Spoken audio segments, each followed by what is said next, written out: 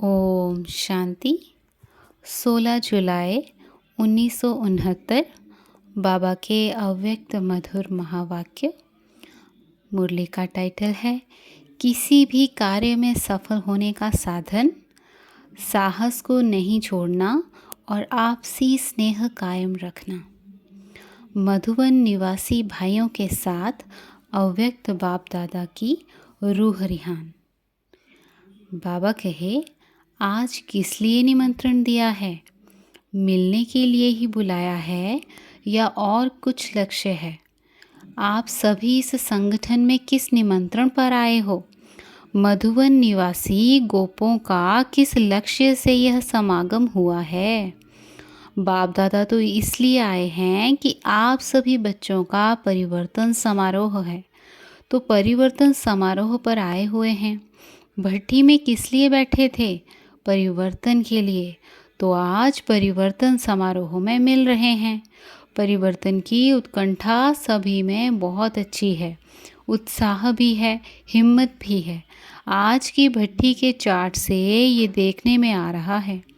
इन गोपों के परिवर्तन के उत्साह से आपको माना कुमार का दादी को क्या क्या देखने में आता है। बाबा कहे, जैसे आंधी को देखकर मालूम पड़ता है कि वर्षा आने वाली है, इस परिवर्तन के उमंग से आप क्या समझती हो? परिवर्तन क्या पहचान देता है? इस परिवर्तन का उमंग खास इस बात की पहचान देता है कि अभी प्रत्यक्षता का समय नज़दीक है। पहले प्रत्यक्षता होगी, फिर इस सृष्टि पर स्वर्ग प्रख्यात होगा। तो यह पहचान देता है प्रत्यक्षता की। वर्तमान समय देखा जाता है कि हर एक वत्स अपनी अपनी प्रत्यक्षता प्रत्यक्ष रूप में ला रहे हैं। पहले गुप्त था, जैसे सूर्य की रोशनी में सितारे छिपे हुए होते हैं। जब सूर्य दूसरे किनारे चला जाता है तो सितारों की चमक प्रत्यक्ष होती है। तो अब ज्ञान सूर्य व्यक्त किनारा छोड़ अव्यक्त वतन में खड़े हैं, तो व्यक्त देश में आप सितारों की प्रत्यक्षता देखने में आती है। पहले से अभी एक दो को ज़्यादा पहचानते हो ना। जैसे कहते हैं ना, एक एक स्टार में दुनिया है, लेकिन ये पता नहीं कि एक एक स्टार की कौन सी दुनिया है। इस आकाश के सितारों में कोई दुनिया नहीं है, लेकिन यह धरती के चैतन्य सितारों में एक एक दुनिया है। अपनी दुनिया का साक्षात्कार होता जाता है। थोड़े समय में ही देखेंगे जो संगम का संपूर्ण रूप आप सभी का है। मालूम है संगम का संपूर्ण रूप कौन सा है? शक्तियों और पांडवों के रूप में। तो यह संगम का जो संपूर्ण स्वरूप है वह अब प्रत्यक्ष आप सभी को अपने में महसूस होगा। मालूम पड़ेगा हमारे कौन से भक्त हैं, कौन सी प्रजा है। जो प्रजा होगी वह तो नज़दीक आएंगे, और जो भक्त होंगे वह आखरीन पिछाड़ी में चरणों में झुकेंगे। तो हर एक सितारे के अंदर जो राजधानी अथवा दुनिया बनी हुई है वह अब प्रत्यक्ष रूप लेगी। जब वह प्रत्यक्षता होगी तब सभी अहो प्रभु का नारा लगाएंगे। अब यह समय नज़दीक आ रहा है, इसलिए अब जल्दी परिवर्तन को लाना है। आप रचयिता हो ना। जैसे रचयिता होगा वैसी रचना होगी। रचयिता को अपने रचना का ध्यान रखना है। इस समय पर बाप दादा को भी हर्ष हो रहा है। स्नेह और साहस, यह दो चीज़ देख करके हर्षित हो रहे हैं। हर एक में स्नेह और साहस है। उसका सिर्फ बीज नहीं, लेकिन बीज का कुछ प्रत्यक्ष फल भी देखने में आता है। वह प्रत्यक्ष फल देखकर हर्षित होते हैं, लेकिन जब फल निकलता है तो फिर उनकी बहुत संभाल करनी पड़ती है। तो आप भी इस फल की बहुत संभाल रखना, क्योंकि यह फल बाप दादा को ही स्वीकार कराना है। लेकिन यह खबरदारी रखनी है कि बीच में माया रूपी चिड़िया फल को जूठा ना कर देवे। फल जब पक जाता है तो फिर पक्षी उसको खाने की बहुत कोशिश करते हैं। तो यह माया भी इस फल को खाने के लिए कोशिश करेगी, लेकिन आप लोगों ने किसके लिए फल पकाया है, तो संभाल भी पूरी करनी है। अभी अर्जुन फल निकला है, पूरा पक जाएगा फिर स्वीकार करेंगे। तब तक संभाल करनी है। फल के संभाल के लिए क्या प्रयत्न करेंगे, उसका क्या साधन है आपके पास। ज़रा भी फल अगर जूठा हो गया फिर स्वीकार थोड़े ही होगा। अब उम्मीद तो बहुत अच्छी है। सभी के मस्तक पर आत्मा का सितारा तो देखने में आता ही है, लेकिन उसके साथ साथ आपके मस्तक पर क्या चमक रहा है।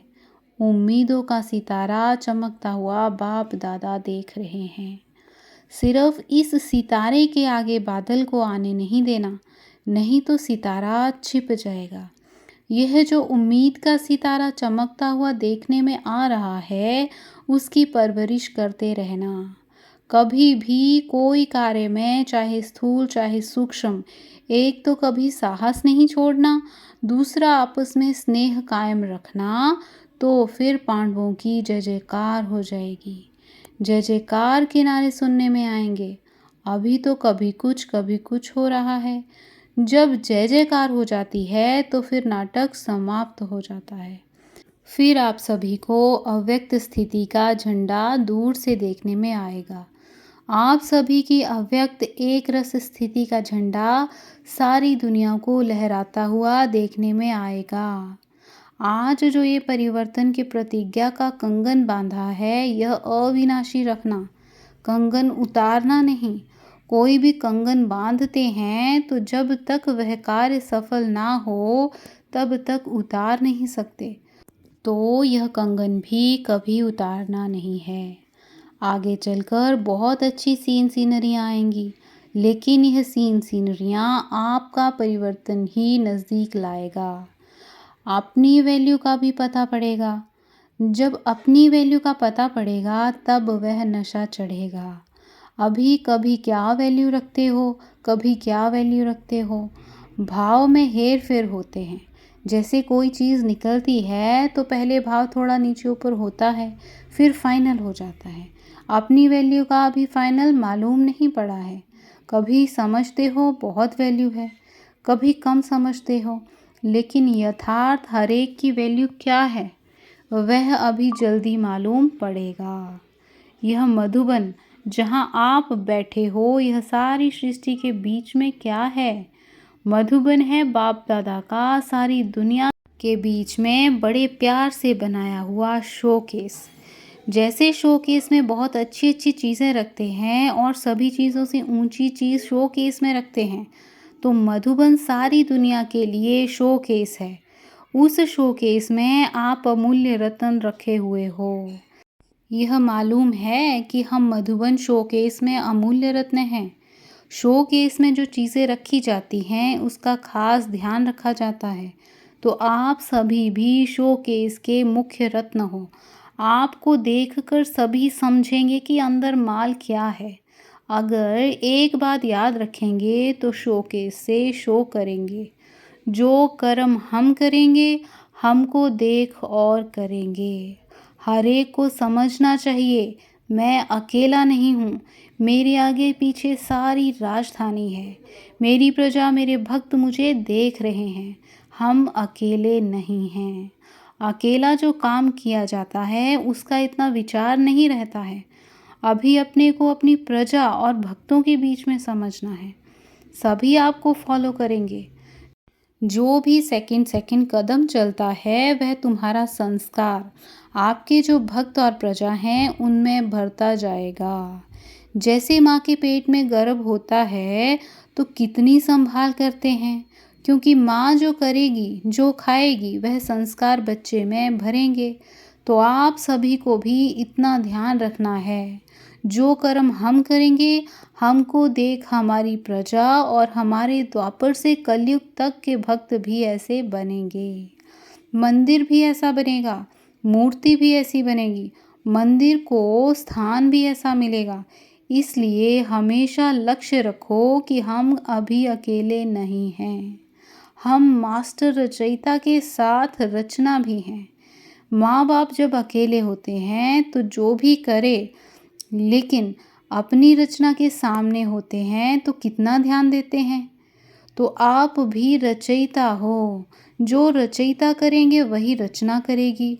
जब अपने ऊपर जिम्मेवारी समझेंगे तो जिम्मेवारी पड़ने से अलबेलापन और आलस्य खत्म हो जाएगा। कौन सी जिम्मेदारी? जो कर्म हम करेंगे हमें देखकर और करेंगे। हर एक सितारे को अपनी दुनिया की परख रखनी है। फिर कोई की छोटी दुनिया है, कोई की बड़ी दुनिया है।